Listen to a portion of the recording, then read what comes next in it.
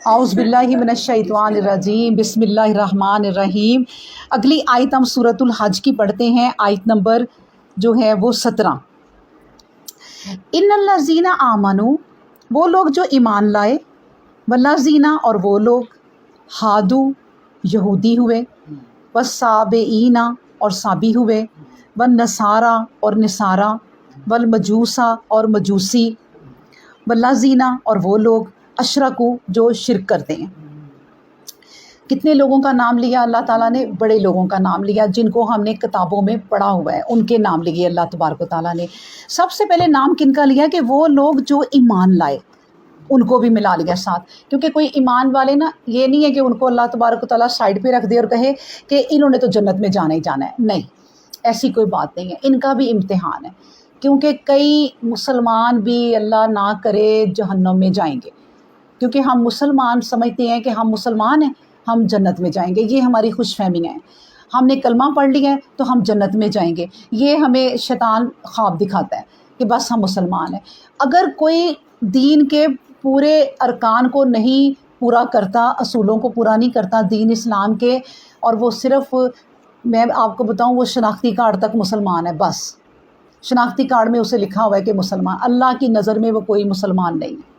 मुसलमान भी अल्लाह की नज़र में कोई मुसलमान नहीं, क्योंकि उसने कहा है कि मैं मुसलमान हूँ। काम कौन से किए हैं तुमने? इसलिए अल्लाह ने इनकी लाइन में, सब लोगों की लाइन में मुसलमानों को भी खड़ा कर लिया है, इस्लाम वालों को भी, कि इन्नल्लाह, बल्कि सबसे पहले उनको पकड़ा है। इन्नल्लज़ीना आमनू, जो लोग ईमान वाले हैं ना, वो भी, वल्लज़ीना और वो भी, जो यहूदी हैं, जो साबी हैं, जो नसारा हैं, जो मजूसी हैं, और वो भी जो शिरक करते हैं। अब इसमें ये 5 तरह के लोग हैं, यानी मज़हब है, तो उनको अल्लाह तबारक व तआला ने ज़िक्र किया है। सबसे पहले किसका ज़िक्र किया है? यहूदी का, यानी मुसलमानों के बाद, ठीक है। फिर यहूदी का ज़िक्र किया। यहूदियों के बारे में भी थोड़ी सी डेफिनेशन आपको बता दूं कि यहूदियत जो है वो तौहीदी और इब्राहिमी अदियान में से हैं। ये जो यहूदी हैं ये तौहीदी हैं, यानी तौहीद को मानने वाले हैं, और इब्राहिमी अदियान में से एक दीन है जिसके ताबईन, यानी इस्लाम में और कौम बनी इसराइल या बनी इसराइल ये कहलाते हैं। याद है ना, यहूदी ये बनी इसराइल कहलाते हैं, और इनका ज़िक्र हमने कहाँ पढ़ा? तौरात में। और ये किनकी कौम थी? मूसा अलैहिस्सलाम की, ठीक है। ये है यहूदी। अच्छा, दूसरा कौन है? साबी। साबी कौन होते हैं? ये लोग, मैं आपको बताऊं, इब्तदाई दौर में किसी दीन के पैरोकार नहीं थे। ये शुरू में किसी दीन को ये नहीं मानते थे, इसलिए ये कुरान में ना यहूदियत और मसीहत के साथ इनका ज़िक्र किया गया है। लेकिन इनका स्कॉलर कहते हैं कि किसी न किसी मज़हब के साथ लिंक ज़रूर था, ज़रूर लिंक होगा, जो अल्लाह तबारक व तआला ने इस आयत में साबियों को साथ ज़ाहिर किया है। इनका मज़हब से लिंक कोई होगा, क्योंकि अल्लाह ने वो लोग लिए हैं यहाँ पर जिनके अपने अलग अलग मज़हब हैं, तो उनके बारे में अल्लाह ने बात की है।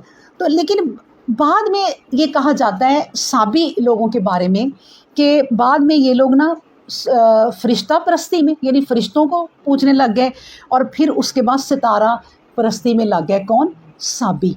ये लोग अब कौन है मेन? यानी जो फ़रिश्तों को पूजते हैं और फिर सितारों को पूजते थे। अच्छा, फिर है नसारा। नसारा का भी मैं आपको बता देती हूँ कि नसारा इस्तिलाही इतबार से वो लोग हैं जो हज़रत ईसा अलैहिस्सलाम के मज़हब को मानते हैं। असलन हज़रत ईसा अलैहिस्सलाम की जाए पैदाइश जो है ना, वो कहाँ हुई थी? फ़लस्तीन के शहर नासरा में हुई थी, इसलिए ये नसारा के नाम से मशहूर है। ईसा अलैहिस्सलाम को ये मतलब कि मानने वाले हैं। अच्छा, अब देखें, बाकी रह गए मजूसी। मजूसी जो है ना, ये वो लोग हैं जो ना आग को पूजते हैं, आग की परस्तिश करते हैं, उनको मजूसी कहते हैं। बाकी वल्लज़ीना अशरकू, फिर वो लोग हैं जो शिरक करते हैं। अब ये कौन है? बहुत ज़्यादा है, यानी जो शिरक करते हैं, किसी भी राह जाती किसी चीज़ को भी खुदा समझ लेते हैं। अब ज़्यादातर इनमें लोग जो है हिंदू मत आ जाते हैं, हिंदू आ जाते हैं ये, और पाकिस्तान में भी और मुसलमानों में भी, यानी ये कि जो अल्लाह के सिवा किसी को भी पूजें, वो है शिरक करने वाले। اب میں بتاؤں کہ اللہ تبارک و تعالیٰ نے ان تمام لوگوں کا جو ذکر کیا کہ یہ لوگ ہیں جو ان کے کیا کیا مذہب تھے، ان کے نام لے لیے، اور بعد میں بات کیا کی ہے اگلی آیت کا ٹکڑا کہ ان اللہ یفصل بینہم یوم القیامہ۔ اگر ہم ان چیزوں کو پڑھ لیں گے نا تو میں آپ کو بتاؤں ہماری زندگی بڑی سکون میں آ جائے گی۔ لیکن بات یہ ہے، بدقسمتی یہ ہے کہ ہم قرآن کو پڑھتے ہیں لیکن عمل نہیں کرتے۔ اب دیکھیں اللہ نے اتنے بڑے بڑے لوگوں کا نام لے کے نا، جن پہ کتابیں بھی اتری ہیں، ان سب کے نام لے کے کہا کہ دیکھو میں ان سب کا فیصلہ قیامت کے دن کر دوں گا۔ اب کیا مطلب ہے اس کا؟ کہ نہ جھگڑو تم آپس میں۔ وہ ایک اپنے مذہب کو مانتا ہے، دوسرے کے مذہب کو کمتر سمجھتا ہے، تو پھر ایک دوسرے کو یعنی کہ برا کہتے ہیں اور پھر لڑائی جھگڑے ہوتے ہیں۔ اللہ تبارک و تعالیٰ نے ان بڑے بڑے مذاہب کے لوگوں کا ذکر کر کے ہمیں یہ بات سمجھا دی۔ آج ہم اس بات کو اس طرح سمجھیں گے کہ آج کے دور میں جتنی بھی فرقہ پرستی ہے، نہ لڑو آپس میں۔ اللہ تمہارے تمام فرقوں کا فیصلہ قیامت میں کر دے گا۔ تمہارا کیا کام ہے کہ تم سب کی باتیں سنو، جو اچھی بات ہے اس وہ لے لو۔ میں آپ کو بتاؤں کہ سارے کے سارے لوگ جو ہے نا، جتنے بھی ہمارے بھی فرقے ہیں نا، وہ کوئی سارے کے سارے برے نہیں ہوتے۔ کسی بھی فرقے کو آپ اٹھا کے دیکھ لیں، کوئی سارے کے سارے ان کی باتیں بری نہیں ہوتی، انہی میں سے اچھے لوگ بھی ہوتے ہیں اور بات بالکل صراط مستقیم کی بھی کر رہے ہوتے ہیں، ٹھیک ہے؟ یعنی اتنے ایسے بھی لوگ ہوتے ہیں۔ اس لیے ہمیں کسی فرقے کے متعلق، کسی مذہب کے متعلق کوئی بات نہیں کرنی چاہیے کہ اللہ نے کہہ دیا کہ میں فیصلہ قیامت کے دن کر دوں گا، ان اللہ علی کل شیء شہید۔ تو بات ختم کر دی، کتنی پیاری جگہ بات مک گئی، ختم ہو گئی۔ کیسے کہ بھئی اللہ خود سب کو دیکھنے والا، ان اللہ علی کل شیء شہید۔ شہید کا مطلب ہوتا ہے دیکھنے والا، گواہ ہے۔ اللہ خود سب کو دیکھنے والا ہے، تم چھوڑ دو ان جھگڑوں میں پڑے رہے نا، تو پھر انسان آپ نے دیکھ لیں کہ ایک دوسرے کو قتل و غارت پہ آ جاتے ہیں، پھر مسئلے آگے بڑھتے ہی جاتے ہیں۔ تو کتنی پیاری بات اللہ نے کر دی کہ چھوڑ دو یہ بات۔ اس کے بعد ہم اگلی آیت پڑھتے ہیں، الم ترا، کیا تم نے نہیں دیکھا، ان اللہ، بے شک اللہ، یسجدو، کہ سجدہ کرتے ہیں، لہو، اس کو، من فی السماوات و من فی الارض، جو کچھ آسمانوں میں ہے اور جو کچھ زمین میں ہے۔ کیا تو نہیں دیکھ رہا اے انسان، یا کیا تو نہیں دیکھ رہا اے انسان، یا پھر اے نبی، ٹھیک ہے نا، کیونکہ نبی پاک صلی اللہ علیہ وآلہ وسلم سے پورا قرآن خطاب ہے، خطاب نبی کریم صلی اللہ علیہ وسلم سے ہے، پھر ہم تک یہ بات پہنچتی ہے کہ اے نبی، کیا آپ دیکھتے نہیں ہو کہ پوری دنیا میں آسمانوں میں جو کچھ ہے، زمین میں جو کچھ ہے، وہ سب کے سب اللہ کو سجدہ کرتے ہیں۔ اچھا، پھر میں آپ کو یہ بتاؤں کہ جب ہم نے اس آیت میں پڑھ لیا نا آسمان اور زمین، تو آگے بات اگر اللہ تبارک و تعالیٰ نہ بھی کرتے کہ والشمس والقمر والنجوم والجبال والشجر والدواب، یعنی کہ یہ جو جتنے بھی جانور ہیں، پہاڑ ہیں، ستارے ہیں، قمر ہے، سورج ہے، آسمان و زمین کا نام لینے کے بعد اللہ تبارک و تعالیٰ نے ان چیزوں کا نام پھر بھی واضح لے لیا۔ حالانکہ جب ہم پڑھتے ہیں کہ آسمان و زمین میں جو کچھ ہے، ہمیں پتہ ہے بھی آسمان میں ستارے ہیں، سورج ہے، چاند ہے، لیکن اللہ نے اسپیشل نام کیوں لیا؟ یہ چیزیں غور کرنی چاہیے، کیونکہ لوگ جو ہے نا زیادہ تر سورج کی پوجا کرتے ہیں، سورج کی پوجا کرتے ہیں، سورج سے بڑی چیزیں لیتے ہیں۔ بعض لوگ تو کہتے ہیں کہ جب سورج گہن لگتا ہے نا، تو اس کا مطلب ہوتا ہے کسی بڑے آدمی کی نا موت ہو گئی، تو اس لیے سورج گہن لگا۔ تو اب بات یہ ہے کہ عقل سے اگر بندہ کام لے کہ بھائی سورج گہن تو سال میں ایک دفعہ لگتا ہے، موتیں تو بڑے بڑے لوگوں کی ہر وقت ہی ہو رہی ہیں، تو وہ کتنا کا بڑا ہوگا ایک آدمی کہ جو سال میں ایک دفعہ فوت ہوا اور اس پہ گہن لگا۔ یہ نہیں بات، بڑے بڑے لوگ فوت ہوئے ہیں، لیکن سورج گہن یا چاند گہن ایک ہی دفعہ لگتا ہے۔ تو لوگ نا سورج کی پوجا کرتے ہیں، سورج کے گہن کے بارے میں بڑی کچھ باتیں کرتے ہیں۔ اسی طرح چاند کی بھی لوگ پوجا کرتے ہیں، کئی چاند کی تاریخوں کو بڑا خوش قسمتی اور منحوس بھی لیتے ہیں، کبھی بعض اس کی تاریخ کو اچھا کہتا ہے، بعض ہم لوگوں کے میں بھی اکثر لوگ ہیں جو کہتے ہیں کہ جو سفر کا مہینہ ہے نا اس میں یہ نہ کرو تو وہ نہ کرو، یا جو محرم کا مہینہ ہے اس میں یہ نہ کرو وہ نہ کرو. ہاں تو بڑی چیزیں لی ہوئی ہیں، تو یہ تمام غلط ہے، کیونکہ سارے مہینے سارے دن سب چیزیں اللہ کی بنائی ہوئی ہیں، کسی میں کوئی نحوست نہیں ہے. نحوست ہے نا انسان کی اپنی نیت میں ہے، اور کسی چیز میں نحوست نہیں ہے. اس کی ہر انسان کی نحوست نا اس کے اپنے گلے میں پہنی ہوئی ہے، اور کہیں نحوست نہیں ہوتی، اس کی سوچ میں اس کی نیت میں ہوتی ہے. تو اس لیے اللہ نے ان چیزوں کے نام کلیئر لے لیے. اور ستارے اور والنجوم اور ستارے، اور ستاروں سے بڑا کچھ لوگ کرتے ہیں کہ یہ بارش کا ستارہ ہے، یہ فلاں ستارہ ہے. ستاروں سے تو لوگ علم حاصل کر کے یہ نجومی، یہ کاہن، یہ جو ہاتھ دیکھتے ہیں یہ بتاتے ہیں. تو یہ تمام باتیں جو ہے نا یہ فضول ہیں، اور اس لیے اللہ نے ایک ایک چیز کا نام لیا. والجبال، پہاڑوں کا کیوں لیا؟ پہاڑوں سے تراش کے بت بنا لیتے ہو.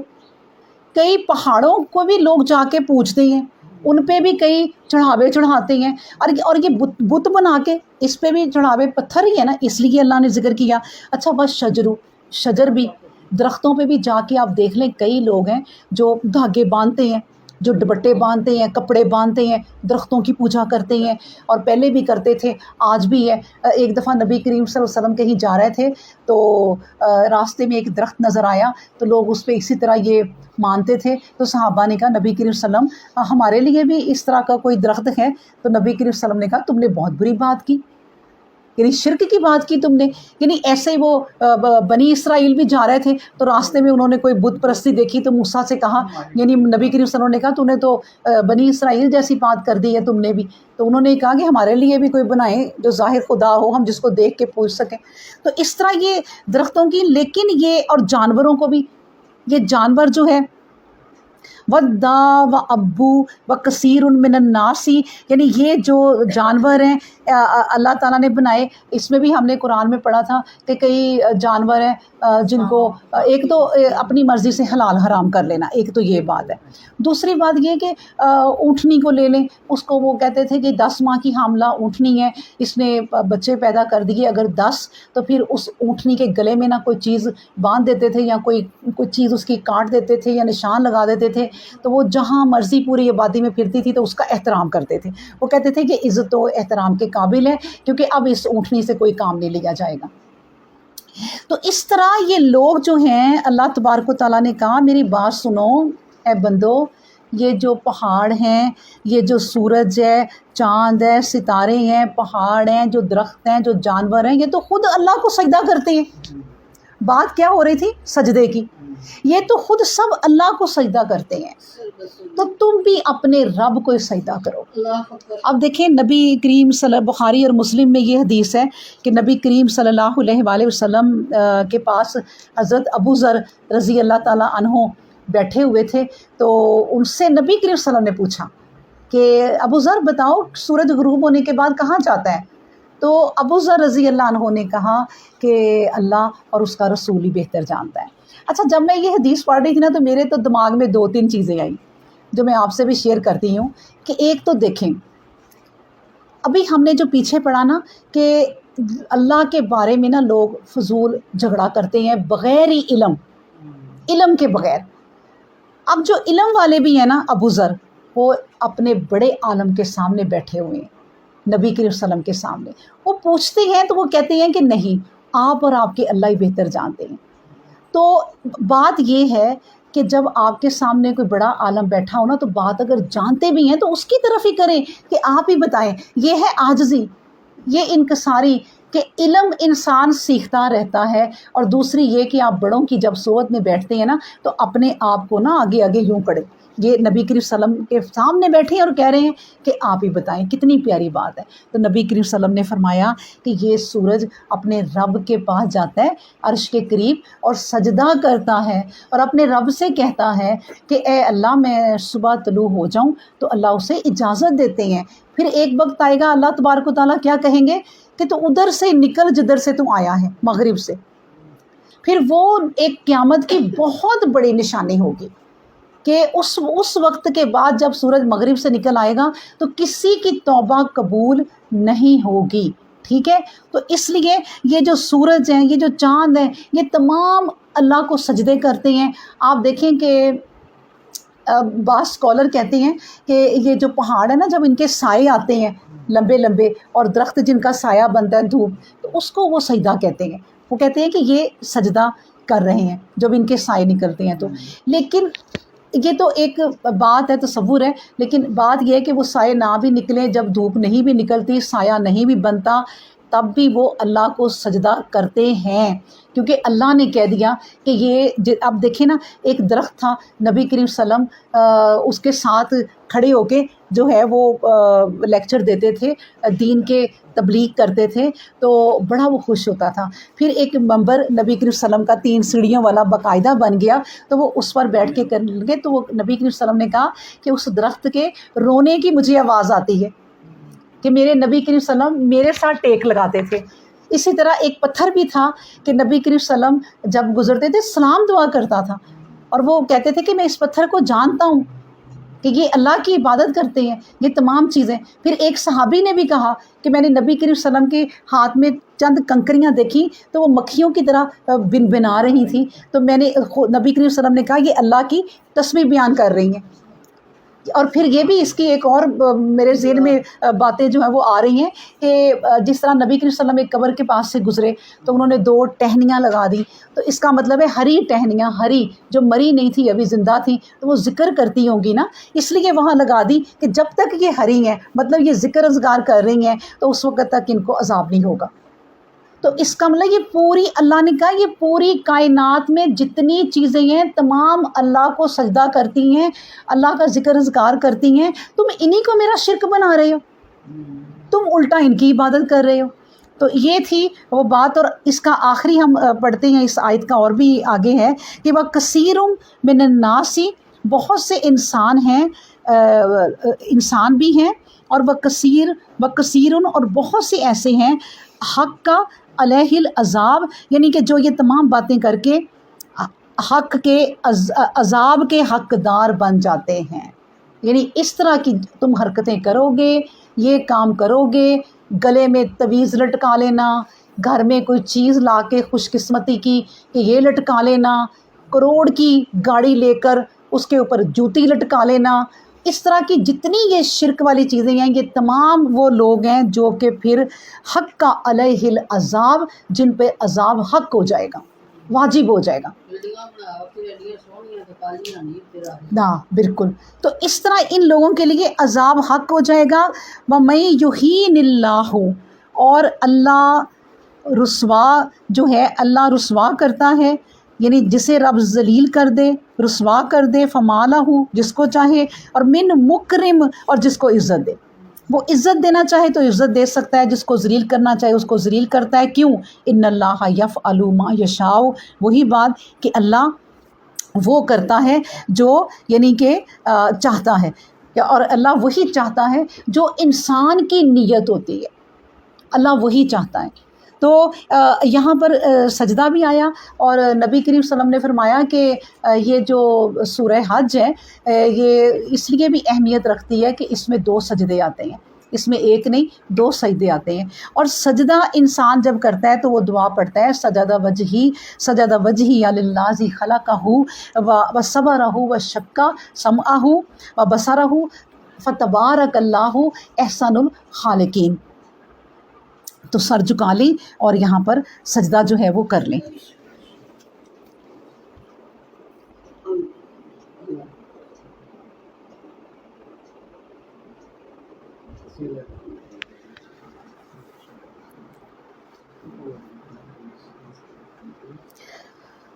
تو سجدے کا اگر آپ کو تسلی نہ ہوگی ہم نے اس طرح کیا ہے، تو جو نماز آپ پڑھیں گی نیکسٹ اس میں ایک سجدہ یہ بھی کر لیں، یعنی کہ جو بھی ہم سجدہ پڑھیں اس کا سجدہ کرنا لازمی ہے، پھر یہ دعا پڑھا کریں. اچھا ایک اور بھی بات میں ان آیتوں سے ریلیٹڈ سناتی جاؤں کہ نبی کریم صلی اللہ علیہ وسلم نے فرمایا کہ یہ جانور جو ہے نا، جانور، ان کی پیٹھ کو اپنی سیٹ ہی نہ بنا لیا کرو، یعنی کہ ان پر نہ بیٹھیے. بعض جانور ایسے ہیں، نبی پاک صلی اللہ علیہ وسلم نے فرمایا بعض جانور ایسے ہیں جو انسانوں سے زیادہ ذکر اذکار کرتے ہیں، بعض جانور. تو یہ مطلب کہ اب بھی دور دراز کے علاقوں میں دیکھ لیں تب بھی اور اب بھی کہ لوگ گھوڑوں پہ سفر کرتے ہیں، لوگ خچروں پہ، یہ گھوڑوں جو گدھے ہیں ان پر، تو جس پہ بھی سفر کریں یہ ٹانگیں بنا لیتے ہیں، ریڑیاں پیچھے لگا لیتے ہیں، آگے تو آخر جانور ہی ہوتے ہیں نا، تو ان پہ کتنا سارا سامان رکھ کے ان کو لے کے جاتے ہیں، اور پھر ایک جگہ کھڑے ہو کے 2-4 بندے اسی کے اوپر بیٹھ کے باتیں کرنے لگ جاتے ہیں۔ تو یہ تمام چیزیں نبی کریم صلی اللہ علیہ وسلم نے کہا کہ سوچا کرو کہ جو تم نے آگے سواری باندھی ہوئی ہے نا وہ تم سے بھی زیادہ اللہ کا ذکر کرتی ہے، تو اس کو اپنی سیٹ ہی نہ بنا لیا کرو کہ بیٹھے رہو، اس سے اتر جایا کرو، اس کو بھی ریلیکس ہونے کا ٹائم دو۔ تو یہ تمام باتیں جو ہم نے آج مطلب کہ اس میں پڑھی ہیں، جن کے بارے میں، پہاڑوں کے بارے میں، شجر کے بارے میں، درختوں کے بارے میں، جانوروں کے بارے میں، اور یہ جتنی بھی اللہ تعالیٰ کی آسمان کی مخلوق ہے، چاند اور یہ سب مخلوقات ہی ہیں اللہ کی، تو ان کے بارے میں کیا کہا ہے کہ یہ تمام اللہ کی عبادت کرتے ہیں، اللہ کو سجدہ کرتے ہیں، تو اے لوگو تم بھی اللہ کو ہی سجدہ کرو۔ اللہ اکبر۔